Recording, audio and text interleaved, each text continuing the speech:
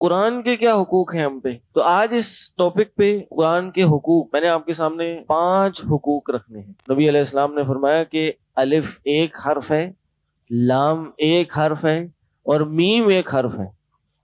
تو اگر کسی نے صرف الف لام میم پڑھ لیا 30 نیکیاں مل گئیں، 10 تو صرف الف پڑھنے پہ ملی ہیں۔ اللہ کے نبی صلی اللہ علیہ وسلم نے فرمایا کہ اپنے گھروں کو قبرستان نہیں بناؤ، اس میں نماز پڑھا کرو اور گھروں میں قرآن پڑھا کرو۔ اقرأ القرآن، کہ جس گھر میں سورہ بقرہ کی تلاوت کی جاتی ہے شیطان اس گھر سے بھاگ جاتا ہے۔ السلام علیکم ورحمۃ اللہ وبرکاتہ۔ میں نے انشاءاللہ صرف 10 سے 15 منٹ آپ کے سامنے ایک بہت امپورٹنٹ ٹاپک پہ بات کرنی ہے، اور وہ آج کے اس گیدرنگ، اس محفل کے حوالے سے بہت ریلیونٹ ہے، اور جو کہ قرآن کی محفل ہے، آج کی گیدرنگ قرآن کے تکمیل سے تعلق رکھتی ہے، تو اسی سے ریلیٹڈ ہم پہ کیا ذمہ داری ہے اس پہ بات کرنی ہے، اور وہ کچھ اور نہیں بلکہ قرآن کے حقوق ہیں۔ آپ سب نے بچوں نے سنا ہوگا کہ دنیا میں ایک دوسرے کے حقوق ہوتے نہیں ہوتے؟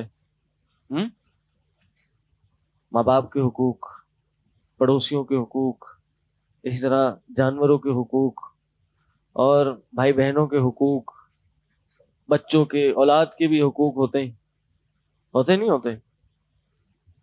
تو کبھی ہم نے سوچا کہ قرآن کے کیا حقوق ہیں، اور حقوق کیا ہوتے ہیں؟ حقوق وہ حق کسی کا کسی کو ادا کرنا ہوتا ہے، ورنہ کیا ہوتا ہے کہ بہت گڑبڑ ہوتی ہے اور اختلاف ہوتا ہے، بعض اوقات لڑائی بھی ہو جاتی ہے۔ تو اگر کسی کا حق کسی کو نہ دیا جائے تو پھر کیا ہوگا؟ یہ کم از کم ہم اپنی ذمہ داری پوری نہیں کر رہے ہوں گے۔ تو کبھی ہم نے سوچا کہ اللہ تعالیٰ نے ہم پہ اتنے سارے حقوق باندھے ہیں، تو یہ قرآن کے کیا حقوق ہیں ہم پہ؟ قرآن کی کیا ریکوائرمنٹ ہے؟ وہ ایسی کیا چیزیں ہیں جو قرآن کے تعلق سے ہم نے کرنی ہے؟ کبھی سوچا ہم نے؟ ہاں۔ تو آج اس ٹاپک پہ قرآن کے حقوق میں نے آپ کے سامنے 5 حقوق رکھنے ہیں۔ کتنے 5 حقوق۔ کوئی سمجھے بھائی قرآن کا حق ہے، اس کو پڑھا جائے، سمجھا جائے، بھائی یہ قرآن کا حق ہے۔ یہ نہیں ہے، صرف یہ ہے، لیکن صرف یہ نہیں ہے، ہمیں قرآن کے 5 کے 5 حق ادا کرنے ہیں۔ اگر اس میں سے ایک بھی کم رہ جائے گا تو ہم کم از کم یہ کہلائیں گے ہم نے قرآن کا حق ادا نہیں کیا۔ اور پھر ظاہر ہے کچھ اگر ایسے حقوق بھی ادا نہیں کر رہے ہوں گے کہ جو لازم ہے سب پہ، تو گناہ گار بھی ہوں گے، پھر ہماری زندگی کا پرپس کیا ہے؟ تو اس لیے سب سے پہلا حق قرآن کا کیا ہے؟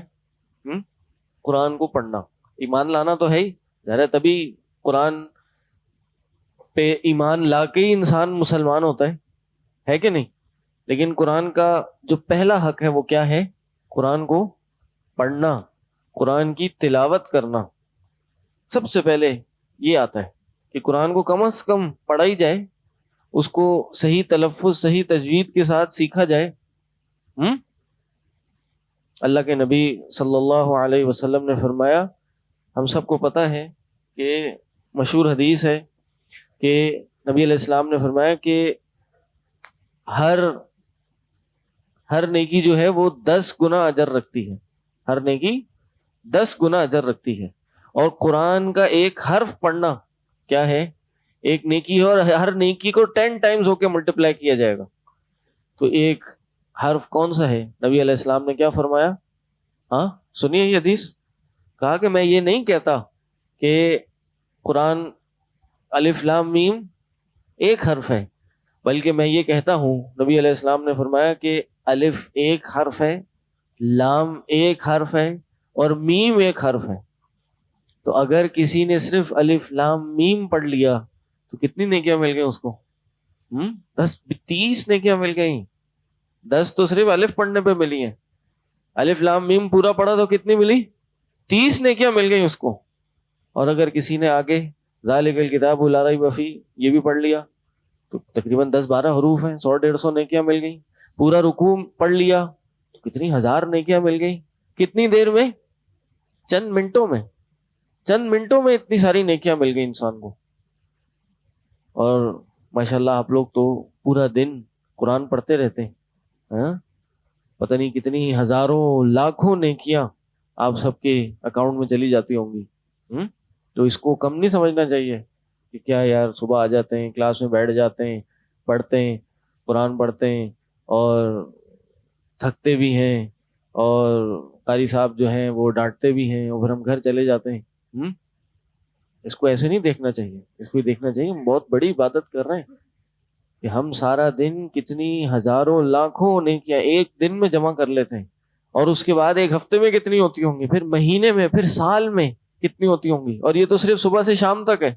پھر نمازوں میں پڑھتے ہیں, شام کو دہرائی کرتے ہیں, صبح فجر سے پہلے ریوائز کرتے ہیں, پھر کتنی نیکیاں ملیں گی. تو بھائی قرآن کا پہلا حق کیا ہے؟ قرآن کو پڑھنا. اسی طرح اللہ کے نبی صلی اللہ علیہ وسلم نے فرمایا کہ اپنے گھروں کو قبرستان نہیں بناؤ, اس میں نماز پڑھا کرو, اور گھروں میں قرآن پڑھا کرو, گھروں میں قرآن کی تلاوت کیا کرو. اقرأ القرآن. کیوں؟ کیونکہ جس گھر میں سورہ بقرہ کی تلاوت کی جاتی ہے شیطان اس گھر سے بھاگ جاتا ہے. اس لیے فرمایا کہ قرآن کی تلاوت کیا کرو. اسی طرح قرآن کو نہ صرف پڑھنا بلکہ سننا بھی بڑا ثواب کا کام ہے. اللہ کے نبی صلی اللہ علیہ وسلم بعض صحابہ کا جا کے قرآن سنا کرتے تھے. عشری قبیلے کے صحابہ, ان کے خیمے مشہور تھے کہ رات کو ان کے قبیلوں سے قرآن کی تلاوت کی آوازیں آ رہی ہوتی تھیں, اور خود اللہ کے نبی صلی اللہ علیہ وسلم وہ موسیٰ عشری کے خیمے کے باہر کھڑے ہو کے قرآن کی تلاوت سنا کر رہے ہوتے تھے. تو قرآن کو پہلے پڑھنا اور سننا, یہ کیا ہے قرآن کا؟ جی پہلا حق ہے. تو پہلا حق قرآن کو پڑھنا ہو گیا. دوسرا کیا حق ہے؟ ہاں بھائی, کیا ہو سکتا ہے دوسرا حق؟ ہاں جی بھائی, اس کو سمجھنا. یہ قرآن آیا ہے, یہ اس لیے نہیں آیا کہ بس اس کو یاد کر لیا جائے اور اس کو اچھے سے فرنٹ اینڈ بیک کور میں اچھی سی پرنٹنگ میں کر کے اور ویلویٹ کے کپڑے میں لپیٹ کے گھر کے اوپر ایک اچھے سے شیلف پہ رکھ دیا جائے, اس لیے آیا؟ ہاں نہیں, یہ قرآن سمجھنے کے لیے آیا ہے. آپ قرآن کے پہلے ہی رکوع میں پڑھتے ہیں یہ قرآن کیا ہے؟ ذالک الکتاب لا ریب فیہ ھدی للمتقین. متقین کے لیے کیا ہے؟ ہدایت ہے. ہدایت کیا ہوتی ہے جی؟ رہنمائی ہوتی ہے, رستہ دکھانا ہوتا ہے کہ اس طرف چلنا ہے اور اس طرف نہیں چلنا, یہ کرنا ہے اور یہ نہیں کرنا. یہ کیسے پتہ چلے گا؟ میں اگر آپ کو کہوں کہ اس کے اندر آج کا شیڈیول ہے, فار ایگزامپل اس پیپر میں آج کا شیڈیول لکھا ہوا ہے, تو کیا کریں گے؟ اس کو چوم کے یہاں لگا دیں گے؟ ہاں, بلکہ اس کو پڑھیں گے. اچھا صرف پڑھ لیں گے. اگر یہ انگلش کے اندر ہے, کسی کو انگلش نہیں آتی, اگر یہ عربک کے اندر ہے اور عربک میں ہی لگ رہا ہے مجھے, اگر عربک کے اندر ہے کسی کو عربک نہیں آتی, کیا کریں گے؟ صرف پڑھ لیں گے, ہاں بھائی یہ نام لکھا ہے, یہ چیز ہوگی, یہ چیز نہیں ہوگی, اول سوم اور ثانی سب چیزیں یہ ہیں. نہیں, اس کو سمجھیں گے کہ بھائی پتہ تو چلے فرسٹ ان پلیس کیا ہے, سیکنڈ کیا ہے, تھرڈ کیا ہوگا, کب کون آئے گا, کیا بات کرے گا. یہ جب تک ترجمہ نہیں پتا ہوگا تو پرپز ہی سرو نہیں ہو رہا. تو بھائی قرآن کا دوسرا حق یہ ہے کہ قرآن کو سمجھا جائے. اللہ کے نبی صلی اللہ علیہ وسلم نے فرمایا تم میں سے بہترین شخص وہ ہے جو قرآن کو سیکھے اور سکھائے. اللہ کے نبی صلی اللہ علیہ وسلم نے فرمایا کہ ان اللہ یرفع بہذا الکتاب اقواما ویضع بہ آخرین, کہ اللہ تعالیٰ اس کتاب کے ذریعے بہت سے لوگوں کو بلندیاں عطا کرتا ہے اور بہت سے لوگوں کو نیچے لے جاتا ہے. یہ تیسرے حق میں بھی آئے گا, لیکن دوسرا لازم و ملزوم ہے کہ اللہ اوپر کیسے لے کے جائے گا؟ ہاں, جب اس قرآن پہ عمل کیا جائے گا. عمل کیسے ہوگا؟ جب اس کو پڑھا جائے گا, اس کو سمجھ کے پڑھا جائے گا, اس کو ترجمے کے ساتھ پڑھا جائے گا. تو آپ کے یہاں یہ تربیہ وغیرہ کی کلاسیں ہوتی ہیں, اس کا پرپز ہی یہی ہے کہ ہم قرآن کے اس کور میسج کو سمجھیں, اور حفظ کے ساتھ ساتھ یہ ذہن میں ہونا چاہیے کہ ہمیں اس قرآن کو سمجھنا ہے. یہ سمجھنا زیادہ امپورٹنٹ ہے. آپ کو پتہ ہے قرآن عربک میں کیوں نازل ہوا؟ ہاں, کیوں ہوا عربک میں نازل؟ کیونکہ اس زمانے کے لوگوں کی جو لینگویج تھی وہ کیا تھی؟ عربک تھی. اس لیے قرآن کو عربک میں نازل کیا گیا تاکہ یہ اس کو اچھے سے سمجھ لیں. تو کور جو پرپز ہے قرآن کا وہ کیا ہے کہ اس کو سمجھا جائے, اس میں فہم اتارا جائے اپنے اندر, اس کا علم حاصل کیا جائے. اللہ کے نبی صلی اللہ علیہ وسلم نے کیا فرمایا کہ من سلک طریقا یلتمس فیہ علما سہل اللہ لہ بہ طریقا الی الجنہ, جو ایسی راہ پہ چلے جو علم کی راہ ہے, اس سمجھ کی راہ ہے, قرآن کے فہم و تفہیم کی راہ ہے, کیا ہوگا؟ ہاں جی, اللہ تعالیٰ اس کے لیے جنت کا راستہ آسان کر دے گا. کہا ایک مسجد میں کوئی ایسی محفل نہیں ہوتی, کوئی اللہ کا گھر ایسا نہیں ہوتا, نبی علیہ السلام کی حدیث ہے, کہ جس میں قرآن پڑھا جا رہا ہوتا ہے اور پڑھایا جا رہا ہوتا ہے. تو کوئی ایسی محفل نہیں ہوتی کہ جس میں قرآن کی تلاوت ہو رہی ہو, قرآن سیکھا جا رہا ہو, سوائے اس کے اس پہ 4 چیزیں ہوتی ہیں. وہ کیا 4 چیزیں ہوتی ہیں؟ اللہ کی رحمت ان کو ڈھانپ لیتی ہے, اور غشیتہم الرحمہ حفت علیہم الملائکہ, اللہ کے جو فرشتے ہیں وہ ان پہ اپنے پر بچھا کے بیٹھتے ہیں. وَنَزَلَتْ عَلَيْهِمُ السَّكِينَةُ, ان پہ سکون نازل ہوتا ہے, اور اللہ تعالیٰ ان کے ہاں ان لوگوں کا ذکر کرتا ہے جو اس کے پاس ہوتے ہیں. یعنی جو قرآن سیکھ رہے ہوتے ہیں, سکھا رہے ہوتے ہیں, اللہ تعالیٰ ان پہ یہ 4 نعمتیں اتارتا ہے, 4 کام ہوتے ہیں ان کے ساتھ. اس لیے قرآن کو سمجھنا سب سے امپورٹنٹ ہے. یہ قرآن کا میسج, قرآن آیا ہی اس لیے ہے کہ ہم اس کو سمجھیں. ہم دنیا کی ہر چیز پڑھنے کی کوشش کرتے ہیں, اسکول جاتے ہیں, کالج جاتے ہیں, لوگ یونیورسٹیز وغیرہ جاتے ہیں, سب چیزیں کرتے ہیں, اخبار پڑھتے ہیں, سوشل میڈیا کرتے ہیں, بہت سی بکس بھی پڑھ لیتے ہیں. لیکن ہم یہ دیکھیں ہم قرآن کتنا پڑھ رہے ہیں, قرآن کو سمجھ کے کتنا پڑھ رہے ہیں, ترجمہ تفسیر کے ساتھ کتنا پڑھنے کی کوشش کر رہے ہیں. تو یہ دوسرا حق ہو گیا. تیسرا حق کیا ہے وہ بھی میں نے اس کی نشاندہی کر لی تھی. پہلا کیا ہے؟ قرآن پڑھنا, تلاوت کرنا, بھلے سمجھ نہ بھی آئے تب بھی پڑھنا. یہ ایسا نہیں ہے کہ اس کو سمجھے بغیر پڑھا جائے تو اس میں ثواب نہیں ملے گا. ہم سب کو پتہ ہے کہ قرآن کو سمجھے بغیر بھی پڑھا جائے تب بھی ثواب ہے. اور دوسرا جی اس کو سمجھنا کہ کیا معنی ہے اس کے, عربی زبان کو سمجھنا, تاکہ پتہ چلے کہ یہ قرآن کا میسج کیا ہے, قرآن مجھ سے چاہتا کیا ہے. نمبر 2. نمبر 3 اس پہ عمل کرنا, قرآن پہ عمل کرنا. آپ کو پتہ ہے قرآن نے ان لوگوں کی مثال کہ جن کے پاس علم تو ہے لیکن عمل نہیں کرتے, ان کی مثال پتہ ہے کس طرح دی ہے انہیں, کہ ایک گدھے کی طرح ہے کہ وہ گدھا, اس پہ کتابیں لگا دو, ایک گدھے کے اوپر آپ 50 کتابیں رکھ دیں, تھیلی میں کر کے, بیگ میں کر کے, پوٹلی میں باندھ کے, تو کیا ہے وہ گدھا جو ہے وہ انجینئر بن جائے گا؟ ہاں, ڈاکٹر بن جائے گا وہ؟ نہیں, وہ گدھا گدھا ہی رہے گا. کیوں؟ کیونکہ اس علم تو آ گیا اس کے پاس, لیکن اس علم کو اس نے سمجھا نہیں اور اپلائی نہیں کیا. اللہ نے مثال ایسی دی ہے کہ یہ گدھے کی مثال ہے کہ گدھے پہ جتنی کتابیں لاد دیں, جیسے اس گدھے کی حالت تبدیل نہیں ہوتی, اسی طرح انسان بھی ہے کہ اس کے پاس جتنا علم آ جائے اور وہ عمل میں کنورٹ نہ ہو تو پھر کیا ہوتا ہے, انسان اس گدھے جیسا ہو جاتا ہے. اس لیے قرآن جو سب سے آپ کہہ لیجئے کہ پہلے دو حقوق ہیں وہ آئے ہی اس کام کے لیے ہیں کہ قرآن کو پڑھنا پھر سمجھنا. کس لیے؟ عمل کرنے کے لیے.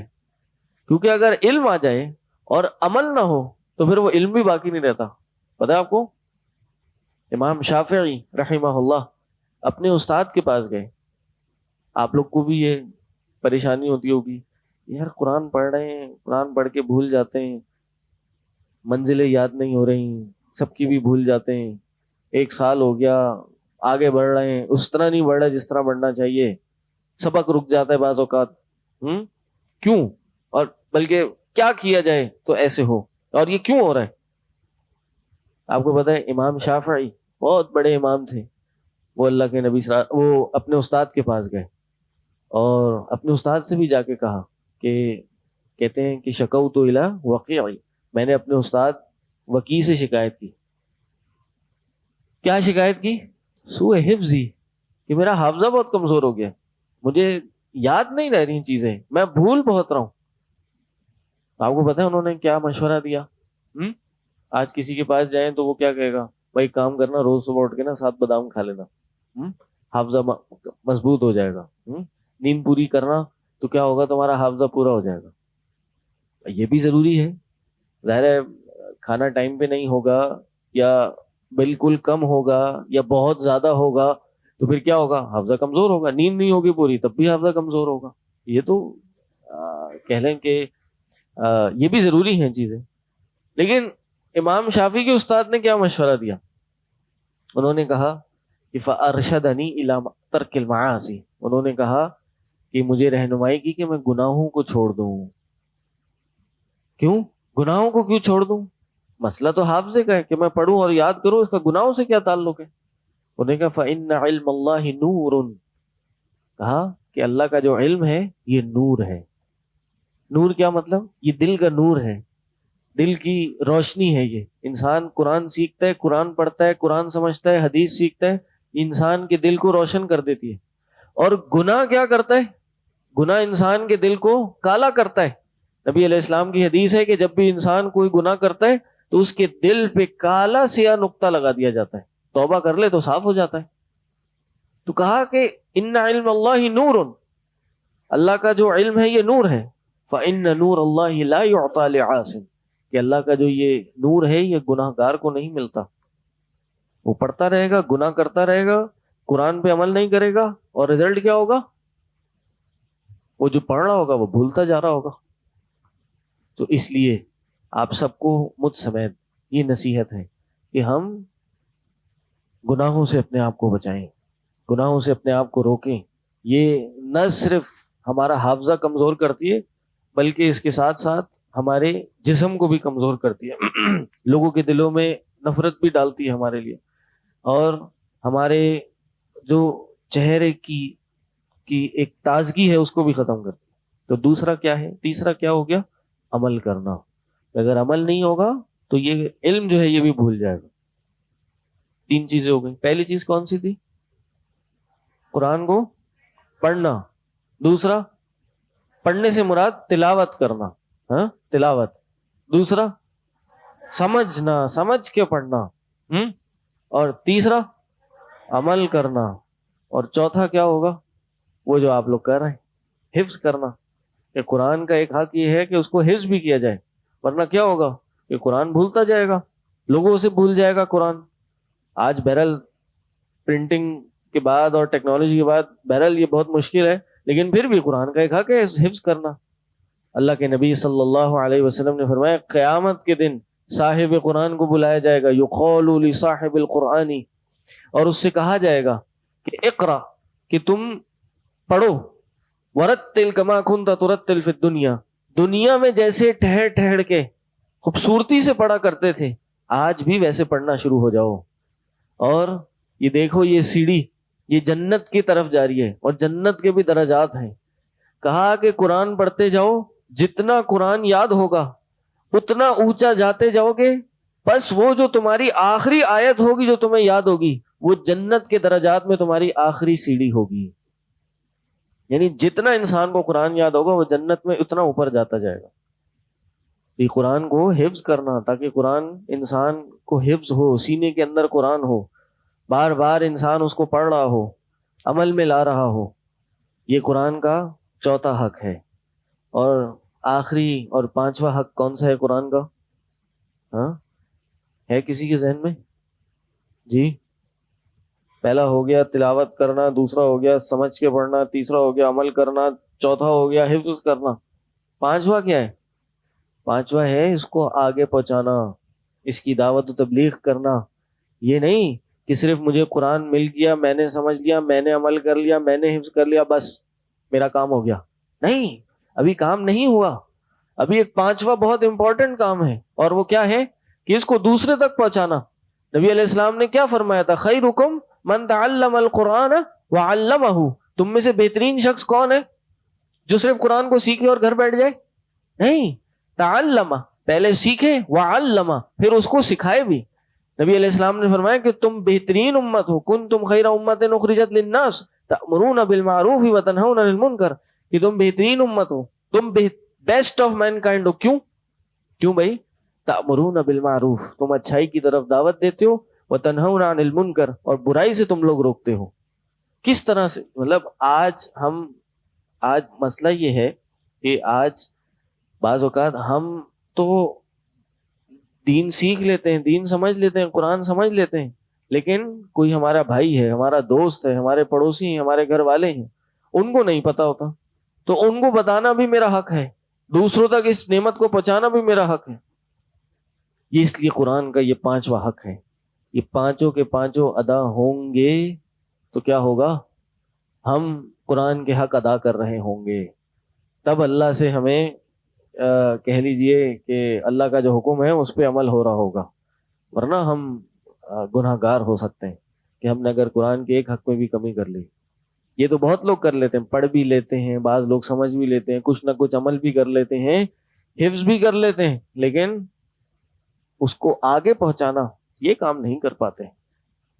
تو انشاءاللہ پھر کبھی اس پہ ڈیٹیل بات ہوگی. اللہ سے دعا ہے اللہ تعالی ہم سب کو ان باتوں پہ عمل کرنے کی توفیق عطا کرے. اللہ تعالی ہم سب کو قرآن کے تمام حقوق کو جیسے اس کو ادا کرنے کا حق ہے اس طرح ادا کرنے کی توفیق عطا کرے. وآخر دعوانا الحمدللہ رب العالمین. سبحانک اللہم وبحمدک اشہد ان لا الہ الا انت استغفرک واتوب الیک. السلام علیکم ورحمۃ اللہ وبرکاتہ.